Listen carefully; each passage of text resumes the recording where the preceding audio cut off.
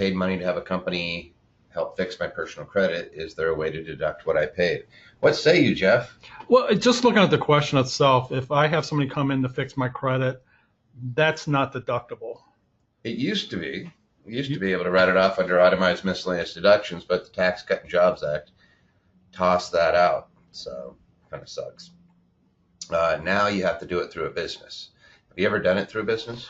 Yeah, we've done it through businesses where somebody may be improving their credits so they can get credit for the company itself, that they're investing into the company, maybe to get new credit cards or something like that. Yeah, and also if the broken credit was company related, Right. like you were a guarantor on a loan or something, and you're having to do it, then I imagine that the company could probably reimburse you to fix it. Yeah, sometimes we see that in operational companies where they've gone through bad times and maybe have declared Chapter 11, restructured, and trying to fix their credit.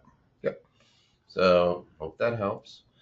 So it's a big fat maybe. If you're just doing it individually, no. If you're doing it in association with the business can cover you.